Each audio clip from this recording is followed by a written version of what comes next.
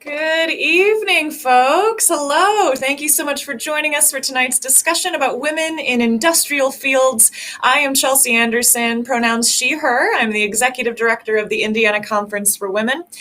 I want to welcome you to ICFW's webcast and podcast series, Unlimited. The Indiana Conference for Women will host more events like this and release bi-monthly podcasts leading up to our annual conference because we realize that there are 364 more days in the year for us to connect with you. More information about all of that can be found on our website, which we'll put up there in the chat for you. This year, our conference will be a hybrid experience, available both in person and live online on November 3rd. Tickets are available on our website, so I had to get that little plug in there before we get to the real fun of the evening. Of course, I have to recognize our incredible co-founders, Billy Dragoo Garcia and Deborah Collins Stevens, for providing such a valuable resource to this community through the Indiana Conference for Women. Thank you both for your vision, your leadership, and thank you to the board of directors for your wonderful support and guidance. Lastly, thank you to our friends at Forte Event Management, Michael and Deb, who are running things behind the scenes today, along with all of the other work they do to help keep me on track.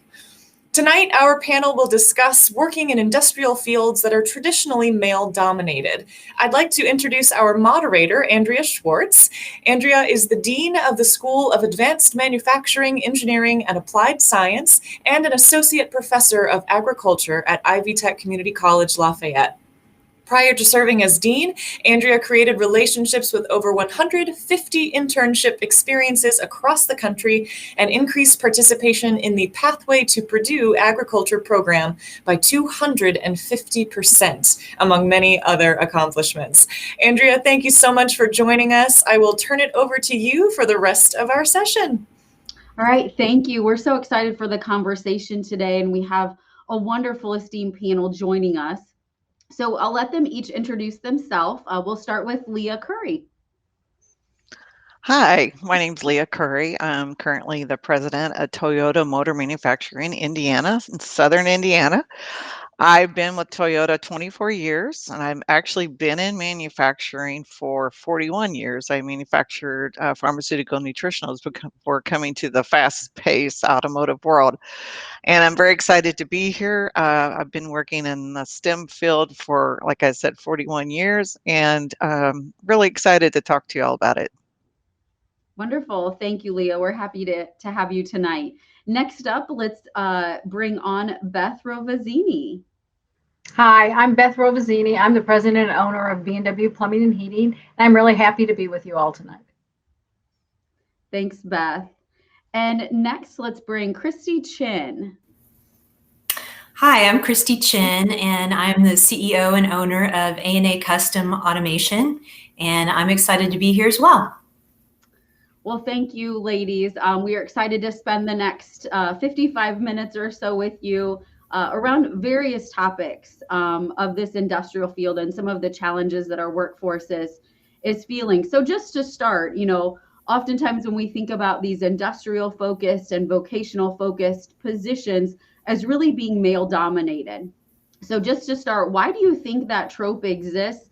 And a little more personal, do you oftentimes find yourself in a room full of men? Well, my company is mostly men, so yes, every day. And both my business partners are male, so that's no problem at all. And for our industry, the trade started out with the guilds years and years ago, and that was all male dominated. And when you start at zero, it takes time to add that on. And there are so many choices today for people of what they can do with their careers. I think that's one of the reasons why it's limiting. For a woman, there's no career choice that isn't available today. Again, I'd jump in on that.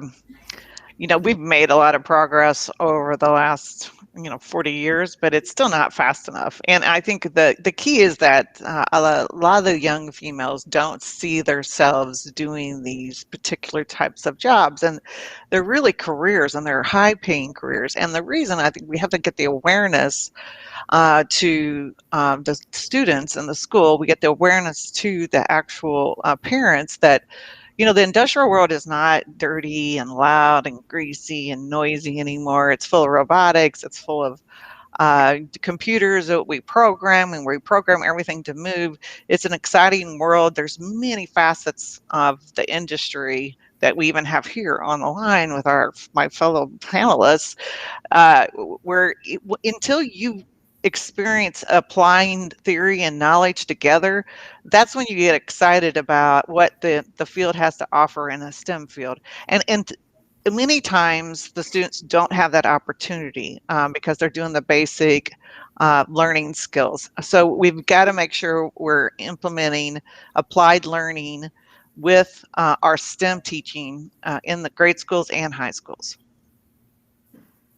I agree. And I think it's such a gender stereotype that is developed over a long period of time. And I agree with you in that the parents are a big part of that equation.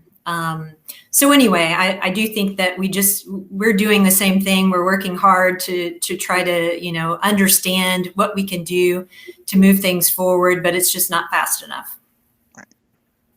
Certainly. And I'll just add in real quickly that I think that we have to provide those opportunities to all the students and not try to stereotype them. And I know there's a lot of initiatives across the entire state to help do that, whether it be in the high schools or post-secondary.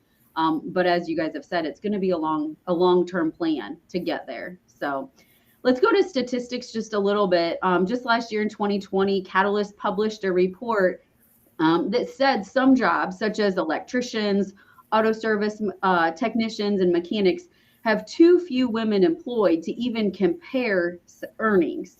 So would you agree with that? And what can we do to attract more females into those fields? Well, obviously, we think there's too few because that's why we're here and that's why we're talking about it. If you can see it, you can believe it. So as we, we're getting more and more females and more minorities the opportunity at Toyota to be able to test their skills out and train them to be able to do this. And then we use our members that are excited about this new skill set that they have, and then they're going to talk to the students in the grade schools and high schools. And we take cobots, which is a low force robot, and we take that with them, and we take all types of fun things that they can program and move around. And so they can see then, okay, I see someone who looks like me here talking about these technologies, and they're actually at a job, a career like Toyota and these other manufacturers here doing this type of work, so I can see that I can do it. So the more we have the awareness out there, and the more we have visualization that someone that looks like you is doing these jobs, they're high-paying jobs, and they're happy with those, the more that the younger students can see themselves doing it. I agree. I really think it's so much about exposure and promotion. And I really think our biggest advocates are going to be those women who are in those positions already and in that field. And, what we think about is a lot of times just like women, men, whatever, in any skill set that we're looking for, we feel like our internal people are the biggest assets in that. And so we incentivize that. We want them out there promoting our business, the field, all of those things. And I think that is imperative. For the trades, you have the apprenticeship, the one-on-one mentorship, which is a little bit different than in the other industries. So one of the ways that it can make an entry easier is in the high schools, in the career and tech, teach them skills so that when they're one-on-one with that 40-year-old or 50-year-old journeyman, they're really useful. And so they have something in common, that they both love the industry and they like doing it, as opposed to taking somebody that doesn't know anything and you're asking, and they don't have anything in common. That we've got an age gap, we've got a gender gap, we've got all these gaps. And one of the things that when I'm talking to young women is in the trades, they're really, if you're a journeyman plumber, if you're going to be paid the same as a journeyman male plumber. A plumber is a plumber, and whoever hires you, they don't really care about your gender. They just want you to do the work and be licensed. So that's one of the advantages too, talking to young people about it. Beth, I think that leads right into our next part of this question as we study that Catalyst report a little bit more. It said that even as more women enter a particular field, the average earnings actually decrease because women are being paid less for doing the same work. So I hear that maybe being different in an apprenticeship setting, but is there any thoughts about why women might be paid less for doing the same job and work than men? I have not seen that. I'm with Either. Beth, and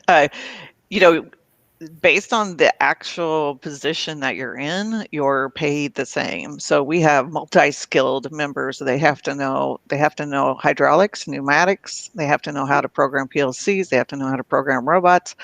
And we have an advanced manufacturing technician program. It's like an internship, apprenticeship, and they go to school 3 days a week and they work here 2 years and 2 days. And then after 2.5 years, they come out with their associate degree. And so everyone is on the same playing field, and they're learning as they go, and they have mentors, and they get the same pay. And it's so I really haven't seen that. Okay, I think that's good news, right? Christy, anything different from your perspective? No, I really haven't. And again, we're a smaller company, and very few females. We're more focused on how we get more females, interested in what we're doing. But no, I haven't really experienced that either. Okay, well, I think that that's a good sign for us tonight in our conversation. So switching gears just a little bit, we also see that Black, Latina, and Asian women have even lesser representation in industrial fields than white women. In your experience, have you seen anything really work to improve diversity across the board or across gender? It's the internship programs and apprenticeship programs, and going to the schools and working with the school systems hand in hand to make sure that when you're in the school, you're getting a wide variety and a diverse audience. Far too often, sometimes they'll put you, we're promoting our advanced manufacturing technician program. And in early days, they would give us the audience of the tech class that was a tech class of the old school ways, where there was, really not a lot of diverse members in it. Now, after we built this program for a long time, and it's now a national program at Manufacturing Institute is leading on, we go in and they know what audience we want. We want a wide variety of people, whether they want a 4-year degree, they want a 2-year degree, or they don't know what they want to do. We want to get in front of all of them to make sure that they see the opportunities that they may have never thought of. And so, to me, your audience must be a diverse audience to start with, and then we started building more diversity in our ranks. Again, never where you want to be, but it's very important that you really help mold that audience and say, who do we want to get this in front of, and how do the schools understand these careers and help promote those careers for us? Yeah, I think that's a great point. Anything else, Beth or Christy? Well, being here in Central Indiana, I don't really see that as an issue. There's a couple of programs that some of the Hispanic groups have started that act for welding and mentoring. And so there's a number of those that have come from the career in tech, and at least in Marion County and the schools that we work, the schools are so diverse. We have the diversity that we're looking for and the attraction. And sometimes it really, like we've mentioned before, the key is the parents. Parents, if you have children, you have expectations and you have ideas of what you want your children to do. And so sometimes the key is educating the parent that, listen, they can make the income that you want them to have. They can have that security that they want, and without the debt and maybe it's not a good fit for them. So that's one of the things that we have done over at Area 31 is really worked on educating the parents that this is a great job. This isn't they're going to just be a general laborer for the rest of their life. They're learning a real skill that can be used anywhere in the world for the rest of their lives. And no one can take that skill away from you. Exactly. I did industrial electronics, and I was pregnant with my first child, carrying a tool belt, working on equipment, and I'm very proud of the fact that I came from the trades and an apprenticeship program, and that I teach all of our employees, our team members, and any students I talk to that get a skill, learn your skill. No one can take that away from you. Then you can build on that skill, whether it be business administration, whatever you want to do. But first, get your skill and learn so that you have something to build on. And if I can add, one of the things that we drive home from our industry is the trades are the one way that you can start your own business without having a huge cash to start up with. You can literally start with yourself, a truck, and your tools, and build up to the size, scale up to the size that you want. There aren't that many opportunities today for an 18-year-old to actually start their own business, but it is possible by learning those skills. And so that's something too that a lot of parents haven't thought about. And there's nothing to say that after you do this for 5 years that you don't go complete that college degree, and maybe you do a better job at it too because you're more mature. Yeah, absolutely. I'm hearing a lot about that school and industry partnership, and that we need to be promoting these industries together. We can't do it industry alone, and we can't do it educational institutions alone. It really has to show that team or that partnership. So wonderful. Before I go on to the next question, I just want to throw it out there to our audience that you are welcome to put any questions in the chat, and we'll try to answer as many of those as we go. But otherwise, we'll keep rolling through some of these. So the next question is, reports indicate that, many of these male-dominated fields, or what would traditionally be seen as male-dominated fields, often have more reports of sexual harassment in the workforce, or in the workplace, excuse me.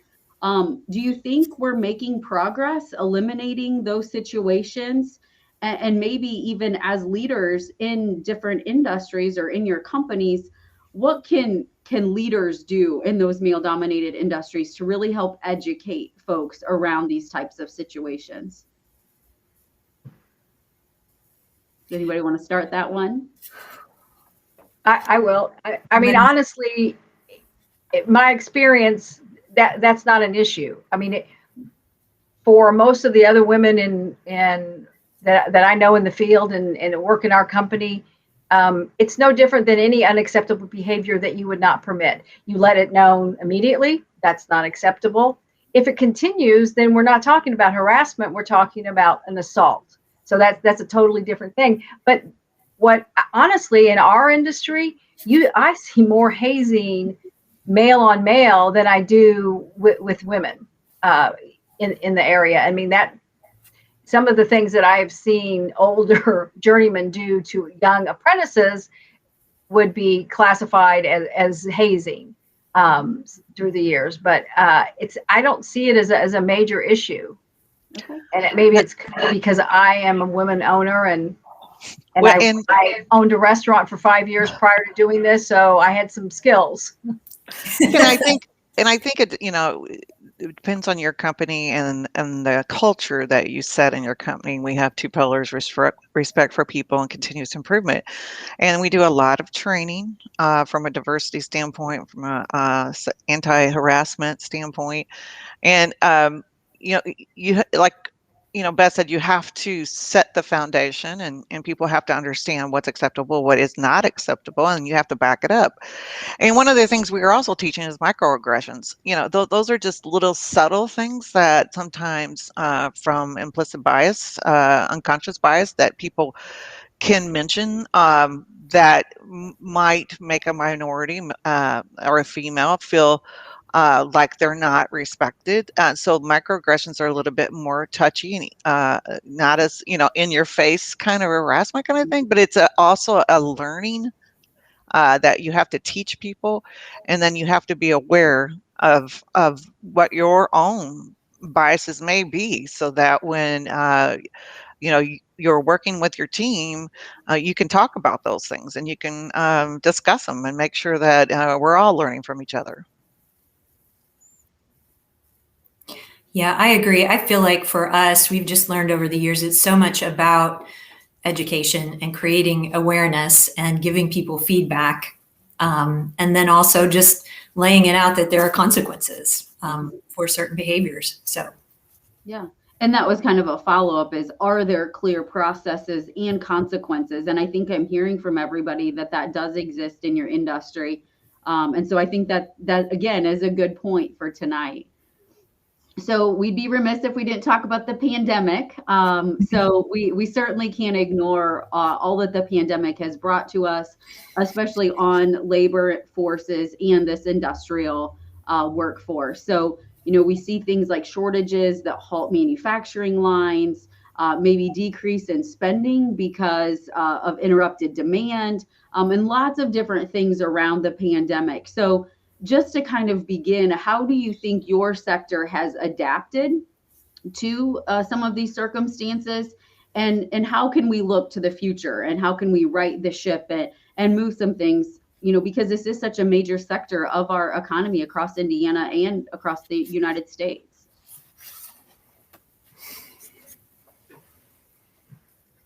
well, I would just say for us, we have really had to get creative and be open to change, and not that you aren't always kind of a work in progress, but we've really had to, we're an innovation company, so you would assume we're doing that anyway, but it's been a real challenge for us. I'd say that we focus much more on planning, whether it's resource allocation or trying to find, a lot of our resources now are just refocused on component availability and what other issues could affect skewing. So I just think it shifts all the time, and this, has really been eye-opening for us as to, where a lot of the issues lie. So anyway, we've just really had to adapt quickly. Yeah, I really don't know what industry has not been impacted by COVID at this point, and from a supply chain standpoint, is a very difficult situation. Has been for a while, and our purchasing groups, regionally, globally, worked together just to continue to stay on top of where there's issues, in what state is there issues in, what of our suppliers. We work very, very closely with all our suppliers, and if they don't run, we don't run, and so we're constantly helping them as well to make sure that they have what they need.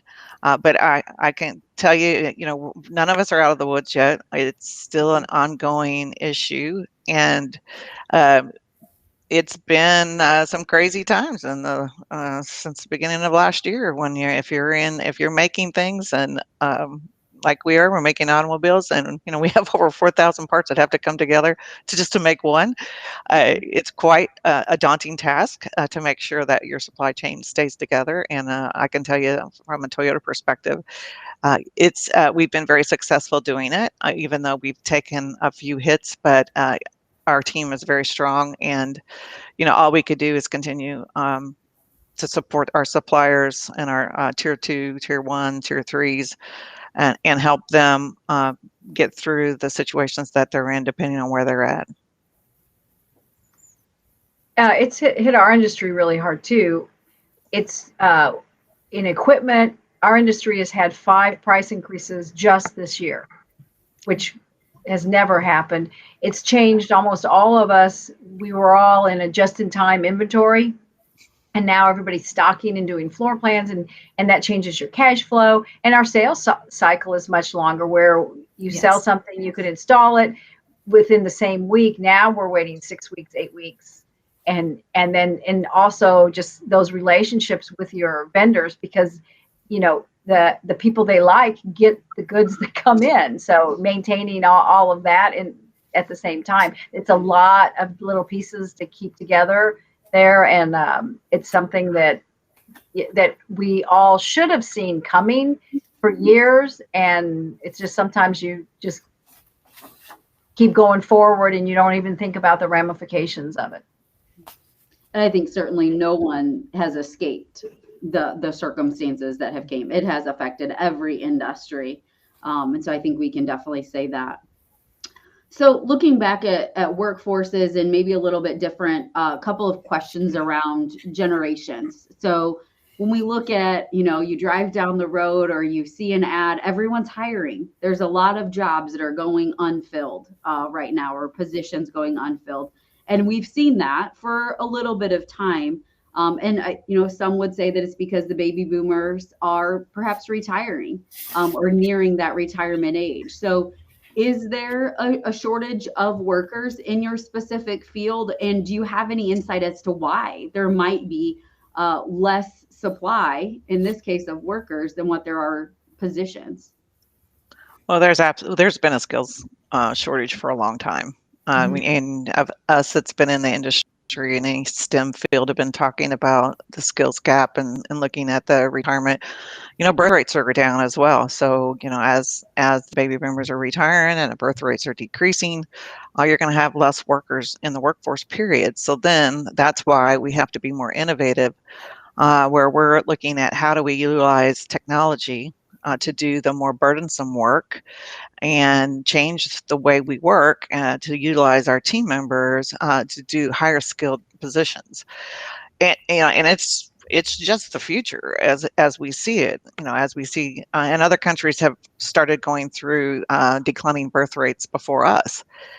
So I think it's again, we must change a little bit of how we do our work. We're going to have to add automation and innovation to the process because it's going to continue to get worse instead of better. And the only way we're going to be able to close that gap is with other automation types of technologies. That's what we like to hear at A&A Custom Automation. I put a plug for you. That's fantastic news. Yeah. Well, and I think that originally when automation, first really started, we saw it as a fear of taking jobs. Yeah, take away. Yeah, for sure. Now it's really the way of how we're going to get jobs done, because we don't have enough humans with the right skill set to do that. But how can we use that innovation and new technology? Very cool. Beth, did you have something to add there? Yeah, in our industry, 20 years ago, experts in our industry were telling everybody you're going to have this huge gap. And a lot of the people in our industry, everything's great now. I don't think so. And we still see this with some of the people in our industry not willing to look at different things. 20 years ago, no one would have hired an 18-year-old and invested training and grown them up. And that's what we've been doing for probably the last 10 years. And now you're seeing more and more companies do that. So in a way, that's a real benefit, because it works with these people that college isn't the right thing, and they don't want to sit at a desk for their whole entire life. So it's kind of going back to when my dad went to Arsenal Tech, and they actually taught you a trade that you could start with the day after you graduated high school. And so we're kind of going back to that. And the more that as an industry that we're active and really working on talking to those 5th and 6th graders and working with people and being open to, it's not just the person that looks just like me to join. Anybody can do it. There's an opportunity, and we're sometimes in a changing job descriptions. Like maybe 20 years ago, one person did all these tasks, and now you're looking at, well, I can get this person to do these tasks, and just the more complicated things I'm going to have my journeyman do. And, so looking at how you can divide up work and things like that. Yeah, great point. And I think that as we think about educational institutions, whether that be our K-12 or post-secondary, you guys have brought, I think, a lot of good ideas about this need for a partnership. Is there something more that, when we look at academic inflation and the cost of what it takes to get a bachelor's degree, or some of these professional degrees, that maybe are young folks as interested in that? So if maybe they're not, is there something that trade schools like Ivy Tech, I'm very interested in hearing your feedback on this. What can we do to make that program more attractive to young people? Is it partnering with industry, but is it even more than that? So any insight there? Well, we're partnering with you now. It's on our 4T program, which is high school students. We're working with them on our production jobs, and so we're teaching them skills to be an advanced manufacturing and production team member, and then Ivy Tech's giving them the accreditation. When they graduate, they'll come out with accreditation. So I think that from a school system standpoint, we've got to be more flexible with the student's schedule so that they can decide if they want to take more STEM classes. It will not eliminate them out of a 2 or 4 year degree, because the college and the state require that you have foreign language, or you got to have so much math, and you got to have so much science. So, you can only have a couple electives in your schedule. So for me, I'm very passionate about the fact that we've got to be more flexible with the student schedule. We need to continue to do the things that we're working with with Ivy Tech on, as accreditations, coming out of school, being ready to go to work. But then also, when you get into any of our businesses, a lot of times then they can go back to school, and we pay for the college at that point. So you can go on, like you said, and you can, even if you don't get a 2 year degree, you can go on and get one, or you can get a 4 year degree. Or we have programs right here, right now, where they can go between shifts, and people have gotten their bachelor's and masters. So there's a lot of different opportunities partnering with industry and the colleges to deliver these types of programs, not only in the high schools, but also here in our sites, on our job sites. Well, and just to add something else, just coming from a small business perspective, a lot of times we don't have the resources to create those programs. And it's been great that the larger corporations have shared that, and really helped, at least locally here with our Tri-State Manufacturing Alliance, shared some of the training and things that really helps us. I truly believe in, I'm like you, I'm very passionate about this subject, and I truly believe it has to also come from a national strategy. I really think that there's no question to me that even though the employer side of it is important, and the college integration is important, like Ivy Tech, I do think that schools, we have to have some sort of investment where there's an advocate that is completely focused on this issue, and that they are the ones that are making sure that those students get exposure. And also, just to give you an example, I have two, teenagers. So I've sat through recent counseling sessions, and it is just tossed aside. There's a little bit, a lot of nice information, but there needs to be, one person that is completely focused on trades in one way, shape, or form within the school system. And that's just my personal opinion. Yeah, I agree. Between like Ivy Tech and those guys, there definitely needs to be an industry partnership to make sure, because in the past, with the programs, the HVAC and the trades programs coming out there, they weren't truck ready. And so that's frustrating, and that keeps people from going into it, because my brother did it, and he didn't get the high paying job. So we do need that synergy. I think the new graduation requirements are a good step towards that. And I think there needs to be, one of the things that we've done with our trade association is to try to reach out and work with guidance counselors, because I know that they are overwhelmed. In large schools, they have hundreds of kids. They don't have time to give them individual plans. So anything that we can do to make it easy for them to say, okay, you want to be a plumber. And as an industry, that's something that we need to work on too, is not only talking about what a great career it is, but how you enter that career, because that's confusing for a lot of people. if I go to IU, I know how to apply at IU, but if I want to be a plumber, what do I do? And so as an industry, that's something that we're talking about and working on with our trade associations. Yeah, just a couple of things that come to mind right away is this idea of it's not go to college or go to a career.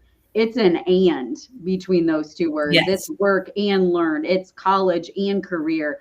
And we don't have to give students the choice of one or the other. And that's that conversation, I think, Christy, that you mentioned that needs to happen a little bit more. But we have to have champions that are doing that. And I know there has been a lot of work, Beth, to your point about the graduation pathways and even some changes that have happened within the high school, Department of Education and Department of Workforce Development, Office of Career and Technical Education, and lots of different movement there, but we need to get everybody together and kind of on the same boat in some ways. And I think, it is scary. I remember the first year, that I was graduating college, and for the first time ever in August, I thought, what am I going to do now? For however many years, we knew where we were going every August. Mm-hmm. And as students are graduating high school, graduating from a trade school, graduating from a university, they're all asking that same question. So if we can help them along, and I'll just raise my hand and say, you guys just reach out and we want to partner. So my little shameless plug there. So it's more about how can we work together? But one thing it's frustrating is that the CTE, so the Career Technical Education, they keep changing the requirements for CTE every year. And Project Lead the Way has been one of the better programs in grade schools and high schools to teach very good thinking skills and technical skills. And it, that ranges from being a programmer to biomedical. And so I think we need to, at least in the state of Indiana, we need to start talking about why are we continuing to change CTE requirements every year, and what that forces the high schools that are teaching tech ed, what that forces them to do. And so they're just chasing this ball all the time. So I think we need to stop the madness on that one. Yeah, well, I really appreciate the comments because I have had, I'll just say, hours of dialogue around this specifically within the last 2 days. So I really look it's a hot topic right now, right? Yeah. I look forward to bringing it back and including it in some conversations that we have coming up. So thank you for letting me divulge there just a little bit. Let's kick it back out to you guys and kind of break it up a little bit. I've been wondering, as maybe some of our audience guests are too, what drew you to the industry that you're working in? What made it attractive to you? And what really drew you to that industry? Well, I was actually going to get a chemistry degree. And so I was working in the laboratory doing analysis on the equipment. And when it would break down, the technician would come in and work on the equipment. And I actually found it fascinating that I liked working on it more than I liked running the analysis. So I went to Ivy Tech for industrial electronics to see, hey, do I really like this or not? And because I was chemistry, high math, my whole, there was no doubt this is what I wanted to do. And then when I went into this field, it was like a whole new world opened up to me. It was like a foreign language. I'd never heard of any of the topics or terms they were talking about. And I found it fascinating that the theory, and then I got into an internship program. I was learning and applying at the same time, which really, really helps everyone when you can do that, because you can put the two things together.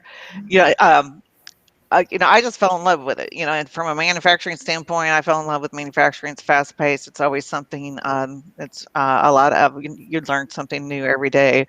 And, so a lot of times your career path changes based on things that happen to you, and you got to be willing to take that risk and say, hey, let me try something different, because maybe this wasn't what I was meant to do. Yeah, great story. Thank you, Leah. Well, I'll just say I really had good exposure growing up. I mean, my family was in the trades, and so I have to say it was really the exposure and my parents that showed me the interest. So. Yeah, and perhaps that outreach that we've mentioned, yes. We really need to target them because they are one of the bigger influences for young people. Yeah, Beth? Well, got a degree in accounting and went to a big 8 accounting firm and found out that it was just awful.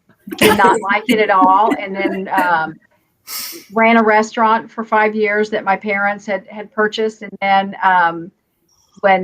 when we got rid of that restaurant, I came to just do the books there while I figured it out. And then they figured out that their best retirement plan was for me to purchase the company from them. So I did.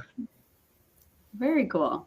Well, great. I think that, that shows 3 really different pathways to get where we wanted. I know for myself, I always wanted to be a teacher.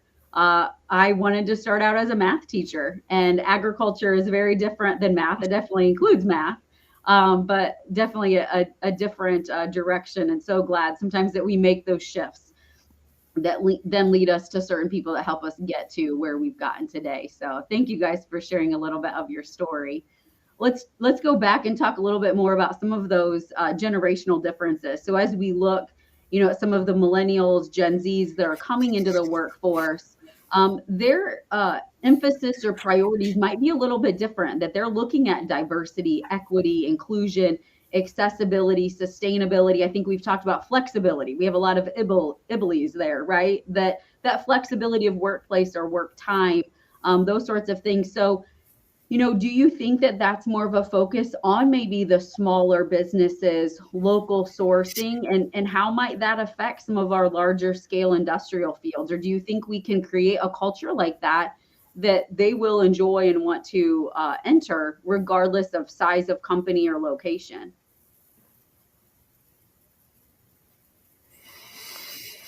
Well, yeah, I'll just for Toyota, we've always invest in the community in which we're in. So we do a lot of business with local people, local businesses. We set up local businesses to help supply us. I think the new generation coming in is making us think about, hey, how do we change our work patterns to better fit the flexibility that they want? And the strict guidelines that we have around our production times might need to shift for the future. And so we're working with some experts in the field actually to teach us what are the options out there. When you're running an assembly line, you need all hands on deck. We have over 7,000 people here at this plant, and you can't run the line without everyone there. So, but I think we can look at shift times, start patterns, our work patterns, and we can find, is there a better way that gives everyone more work-life balance and really helps all of us. So I'm engaged now in those conversations and learning quite a bit. So do we have it solved? No, we do not. But we're learning, and I'm sure we will be changing how we do business as we continue to grow. Yeah, I would say that we for sure have had to kind of adjust the way that we do business, and are continuing to do that to attract talent. So, going back to attracting women into this particular industry, I think it's a have to. I think it's a flexible schedule on top of, the higher wages and all of those things that are going to make it attractive. And you just have to accept that that's what it is. And I'm like you, Leah. I mean, I'm absolutely open to that. And I think we have to be. We've had to adjust. It's difficult because you have customer expectations, but you also, we equally try to prioritize the employee's work-life balance. And that's been difficult. It's been challenging, but every day we work harder to move in that direction as best we can and take care of the customer. I think we're fortunate. We're a small company. Myself and my partners are in there every day. So we have kind of gone with the flow. And prior to the COVID, every Friday I made breakfast because I discovered a lot of these young guys were eating roller foods, and you can't be healthy on garbage food. So we would make a hot breakfast, and the added benefit of that is sitting down and having a meal our older generation and the young generation were having conversations about life and about things that they weren't seeing on the job site. And you heard a lot of talking about how to manage money, how to manage life and kids and wives and girlfriends and all of that. And so that was the advantage. And we still do some things like that, and just talking to our employees and kind of seeing what they are interested in. For about 8 years, we did a haunted truck with the local town that we're in, and a lot of the employees participated, and then they got tired of it, and so we stopped doing it. So just listening and asking them, okay, what do you guys want to do? What works? And that fortunately has worked out pretty well for us. We have pretty low turnover. Okay, great. And I heard Leah mention, having that local impact. Is there anything, Christy and Beth, that you want to add about that remaining local, even though your business maybe is bigger than that? Anything you want to add there is, some of your company culture? Well, we're very local. We just do Marion County and the surrounding county, so that's local. We make sure that we purchase local.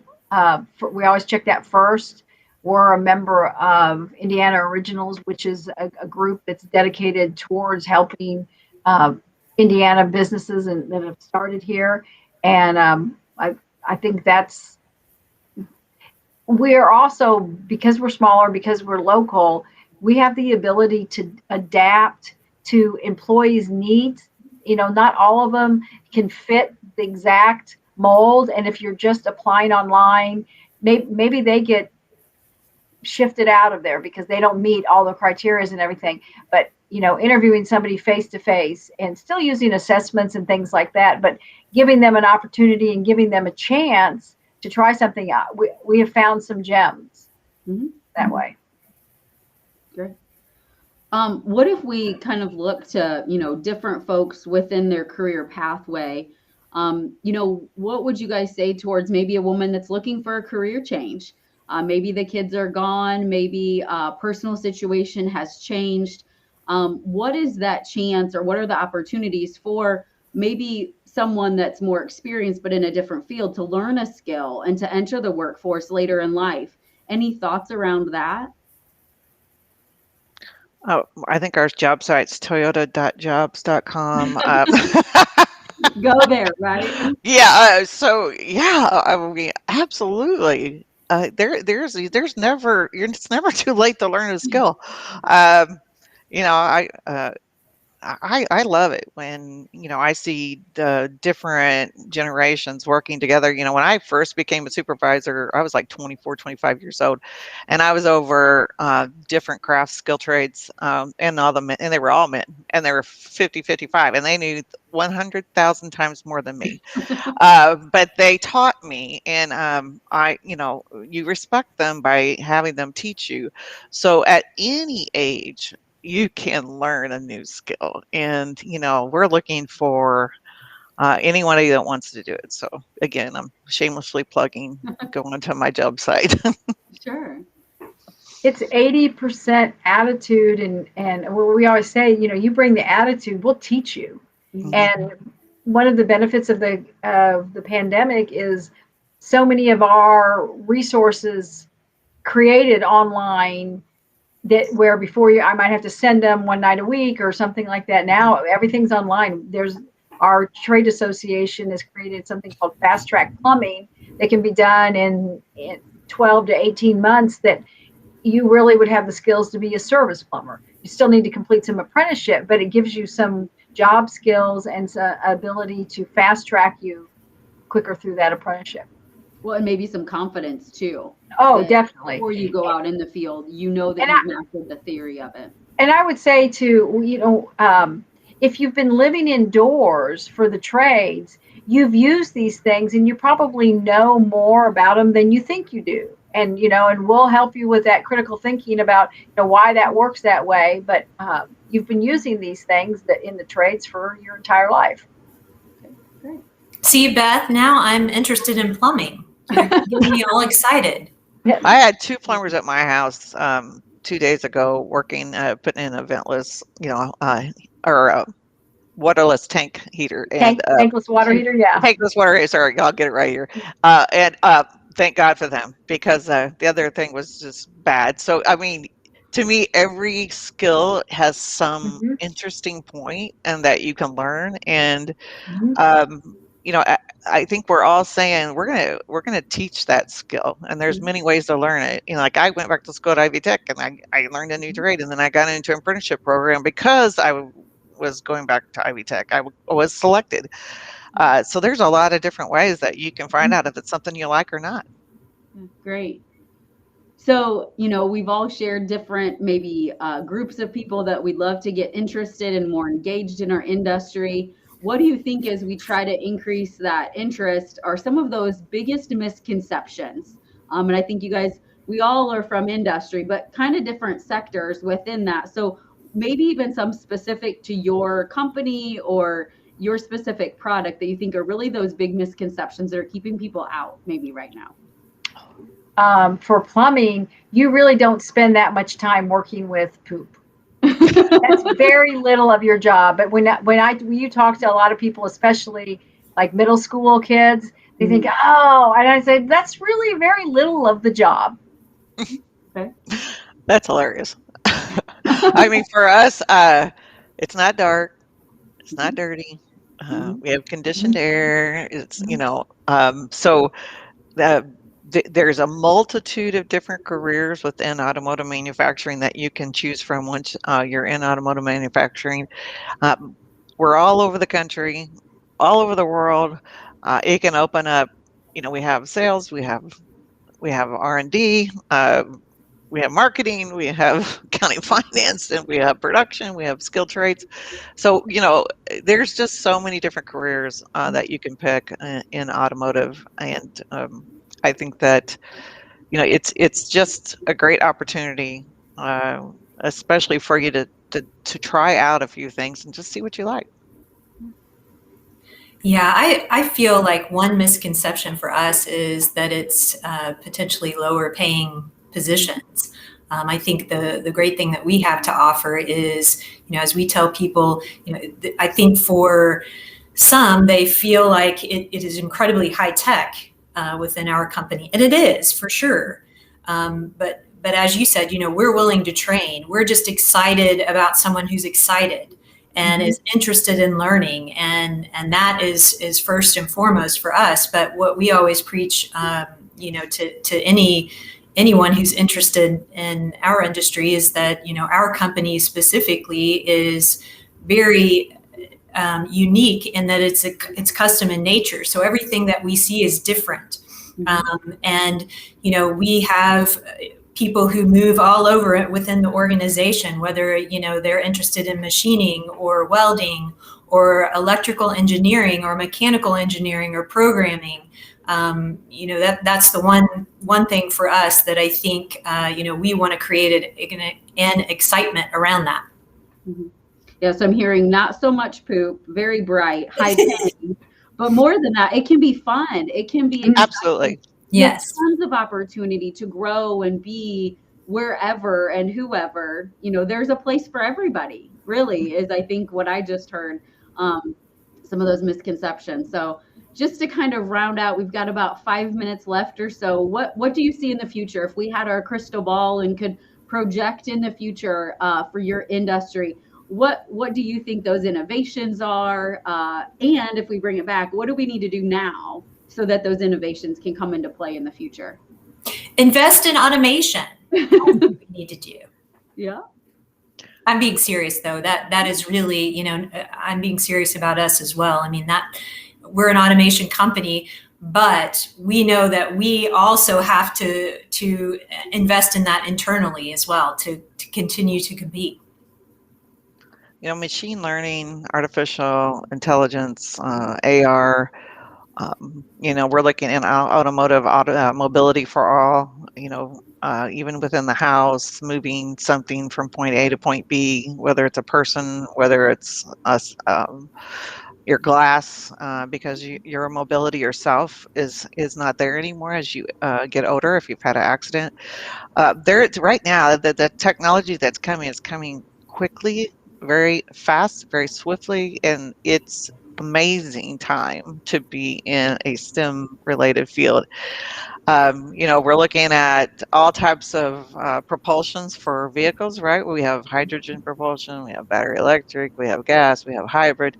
I think you're going to see lots of opportunities to get into these different types of technologies as they're coming down. I mean, we're teaching um, when they're offline, they're not online. They have, with Microsoft, we worked and we have these goggles where it looks like they're online, but they're actually in a safe place and they're learning. So there's just it's endless amount of opportunities that are coming right now.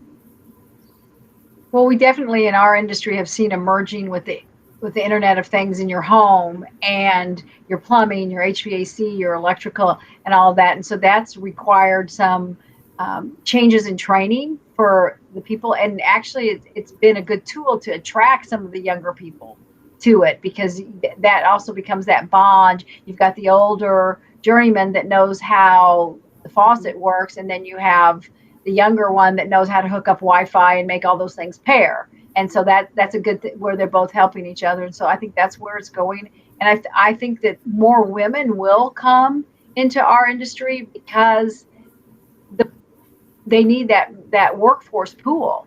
There are so many other choices for young men and young women, but our industry is going to be forced to look at things and really reach out more to women. And just to let you know, in Indianapolis, there are 3 plumbing companies owned by women.